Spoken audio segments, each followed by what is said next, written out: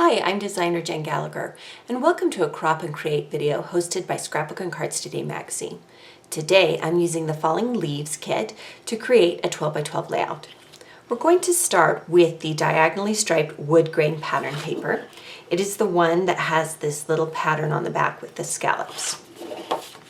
To start with, we're going to take the large frame that says Follow Your Dreams, and I've pre-cut a photo of my children, my daughter Caitlin and my son James, into about a 4.2 size inch square, and that will allow it to fit perfectly behind the frame. So I'll use a dot runner adhesive to attach it to my photo.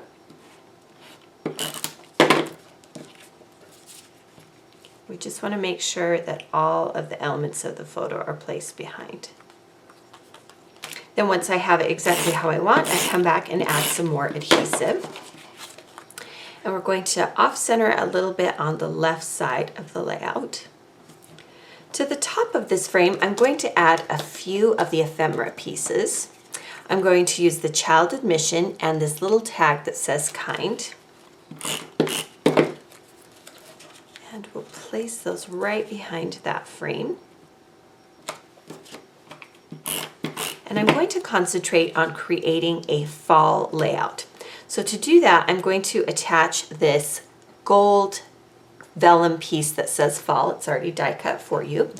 And I'm going to use a glue pen to attach it. So I'll just paint the glue on the back of the die cut. Just make sure when you're doing this, you don't get any extra glue on your page.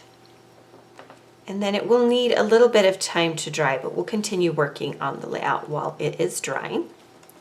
And I love a glue pen for little pieces like this. We're going to create a large cluster on the right side of this, and I've pulled several different elements. The first thing we're going to use is this large bingo card. And I wanted to point out that the bingo card can actually fit inside that frame. So if you want something different, that's an option for you. Again, this is from the ephemera pieces.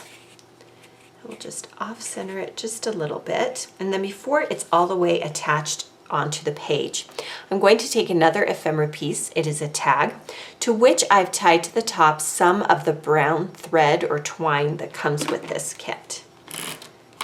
We're just going to place that right behind the bingo card and pull that thread out. You can see that I created a little loop with the thread. I'm also going to attach one of the large paper clips to bring in some of the gold. And we create a little cluster right here. Then I'm going to take one of the Amy Tangerine cards that says Life is Better with a Smile. And because this is a little bit thicker, I'm going to use some glue dots to hold this in place. And I kind of already placed things on so I could get a feel for where they go. So I'll place them back down. Then I'm going to take the ephemera clock piece. I'll attach that as well. Again, when you're attaching things, you want to make sure that you create a layer where things touch, but you don't want to overlap anything important like the text. Then we'll take the camera piece. Lots of beautiful ephemera pieces in this particular collection. I really, really love it. Again, we're just kind of overlapping everything. And then I took this little U tag and I punched a hole in it and I added some white crochet twine. You could use more of this brown twine, but I'm going to bring it in somewhere else on the page, so I wanted to bring in a new texture color. And I think rather than just stick it on the page, I'm going to use some adhesive foam squares. I'll give it just a little bit more dimension to my layering.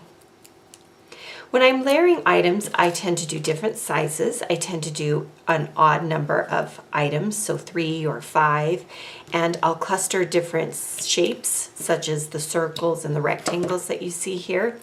And I will place them on my page loosely before I actually come back and attach them.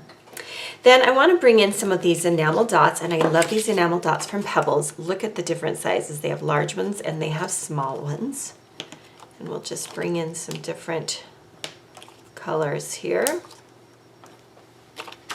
Create a little cluster there. Then here at the bottom, we're going to take some of the pattern papers from the collection, and I've already pre-cut them in some different strip colors. I've taken the yellow plaid, which on the other side has the alphabet, and I'm going to create a little triangle notch in the bottom. And I'm going to do this to each of the pieces. And I'll start placing them onto the layout without sticking them down so I can make sure that I like where I've placed things.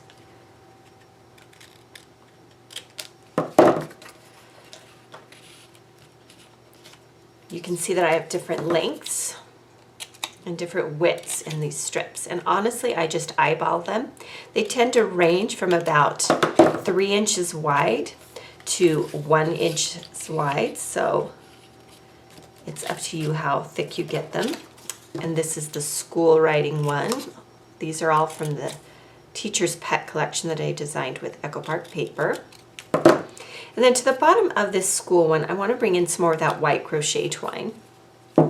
Again, you could use the ribbon and twine included with this kit. I'm just going to bring in a little extra here. Tie it into a knot or a bow, it's up to you. And then I'll trim off the excess pieces. So again, I haven't glued anything onto the layout yet. I'm just kind of eyeballing things to see how they look. And I think to this plaid one, I'm going to take, I pre-cut this scallop piece. It's from the cardstock, the kind of aqua teal piece, and I cut it with some scallop scissors. You could also use any border punch that you like. And I want to make sure that I can attach it both to the page and to the die cut piece. And you want to make sure when you add a piece like this that you don't show anything beneath this scallop, or rather this notch here. If you do, just come back and cut it. So go ahead and start attaching some of these pieces.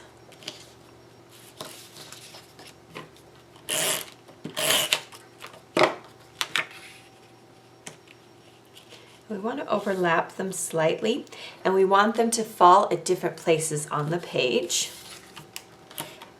Keeps it a little more interesting.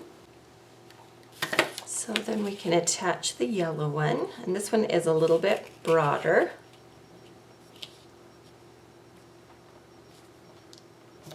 So again, they're falling in different places on the page. And then we'll attach the writing one. And I did use school-themed papers on this particular fall layout, but I tried to pick ones that were a little more subdued or less themed. So for instance, I used the yellow plaid. The black almost translates just as a black. The blue math one almost looks just like a pattern, and then the plaids always look great. Then I'm going to take another ephemera tag, to which I have again tied some of that brown twine. And we're going to place this just behind that chalkboard tag. And then I have this little number 5 tag, and we're going to do some stamping on this tag.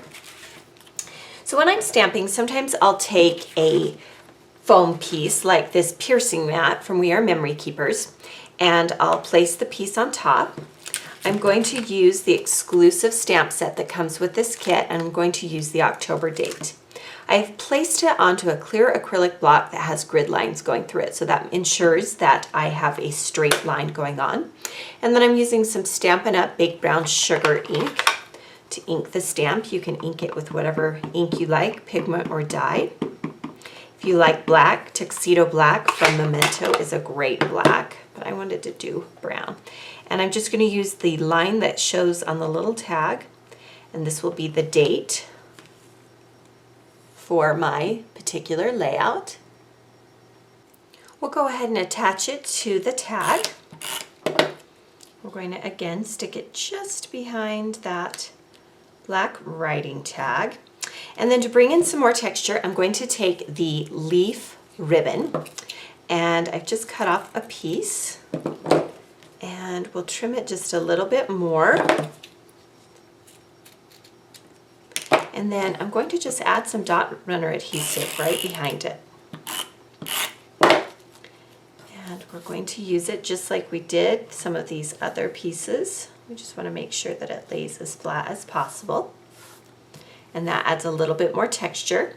Then down here at the bottom, let's bring in some more enamel dots. I usually like to do them in sets of 3. And you'll notice that I'm using a couple of different greens. I'm using the light green and the dark green. So you don't have to use the exact same shade. Then I'm going to take this little ampersand tag and this brown floral pick, it's a pin, and we'll attach the little ampersand first above the stamped tag. And then what we'll do is we're going to take the pin, and you want to kind of pierce the top layer, this plaid piece, and then you just want to slide it down to where it works for you. And then if you've done it correctly, when you turn it over, there's no pin showing on the other side. Now this only works if you have more than one layer. If you have just one layer and you stick the pin through, it will obviously show on the back. So here you have a layout that uses the Falling Leaves collection. Be sure to watch the other videos that correspond with this beautiful kit and subscribe to our YouTube channel so you don't miss out on our other tutorial videos.